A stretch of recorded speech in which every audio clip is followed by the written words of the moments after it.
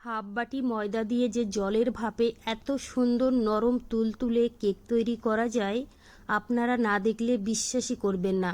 হাতে যদি সময় কম থাকে আপনারা 10 মিনিটেই বানিয়ে নিতে পারবেন। খেতে কিন্তু ভীষণ ভালো লাগে। বন্ধুরা, ডিম, তেল, বেকিং পাউডার, বেকিং সোডা কিছুই কিন্তু লাগবে না, তাহলেও কিন্তু কেকটা খেতে ভীষণ ভালো লাগে। চলুন তাহলে শুরু করা যাক। সবার প্রথমে একটা বাটির মধ্যে নিয়ে নেব হাফ বাটি ময়দা। তার সঙ্গে দিয়ে দেবো এখানে 3 চামচ চিনি।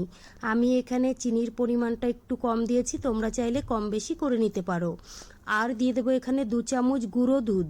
বন্ধুরা, গুঁড়ো দুধটা অবশ্যই দেবে, এতে করে কিন্তু ভাপা কেকটা খেতে অনেক বেশি ভালো লাগে। দিয়ে দিলাম সামান্য একটু লবণ। এবার কিন্তু ভালো করে মিশিয়ে নেব।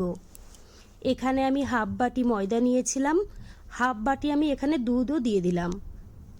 হাফ বাটি ময়দার সঙ্গে হাফ বাটি দুধই কিন্তু এখানে দিতে হবে। এবার আমি ভালো করে মিশিয়ে নেব। প্রথমে আমি ভালো করে মিশিয়ে নিলাম, তারপরে কিন্তু 2 থেকে 3 মিনিট সময় ধরে ফেটিয়ে নিয়েছি। এবার আমি ঢেকে রেখে দেব 10 মিনিটের জন্য। আর এই দিকে কিন্তু একটা বাটি নিয়েছি, বাটির মধ্যে একটু সাদা তেল লাগিয়ে নেব, তারপরে কিন্তু একটা বাটার পেপারও লাগিয়ে দেব।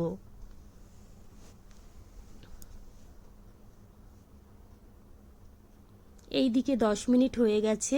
এবার আমি ঢাকনাটা তুলে নিলাম। ঢাকনাটা তুলে আবারও কিন্তু ভালো করে মিশিয়ে নিতে হবে, তারপরে কিন্তু 2 থেকে 3 মিনিট সময় ধরে ফেটিয়ে নেবে।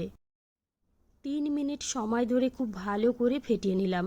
দেখুন বন্ধুরা, ব্যাটারটা কিন্তু একটু পাতলা করেই তৈরি করে নিতে হবে, খুব বেশি ঘন করা যাবে না। এখানে নিয়েছি আমি ইনো।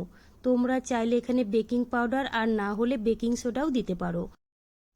আমি কিন্তু এখানে পুরোটা ইনো দেব না, এখান থেকে হাফ চামচ মতো ইনো আমি দিয়ে দিলাম। ইনোটা দিয়ে খুব ভালো করে মিশিয়ে নেব। এবার কিন্তু বাটির মধ্যে ঢেলে নিতে হবে। 5 মিনিট আগে আমি কড়াইয়ে জল গরম হতে বসিয়ে দিয়েছিলাম, আর একটা কিন্তু জালিও রেখে দিয়েছিলাম। এবার আমি বাটিটা বসিয়ে দিলাম। ঢেকে রেখে দেব 10 থেকে 15 মিনিটের জন্য। 15 মিনিট হয়ে গেছে, ঢাকনাটা খুলে নিয়েছি। দেখুন বন্ধুরা, কেকটা কিন্তু খুব সুন্দরভাবে হয়ে গেছে। এবার আমি গ্যাস অফ করে নামিয়ে নেব, তারপরে কিন্তু অবশ্যই ঠান্ডা করে নিতে হবে।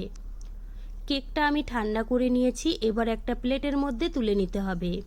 উপর থেকে তুলে দেব বাটার পেপার।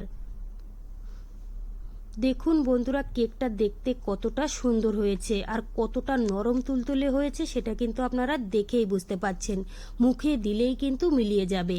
এবার আমি আপনাদের কেটেও দেখিয়ে দেব। তো বন্ধুরা, আমার রেসিপি কেমন লেগেছে কমেন্ট করে কিন্তু জানাবেন।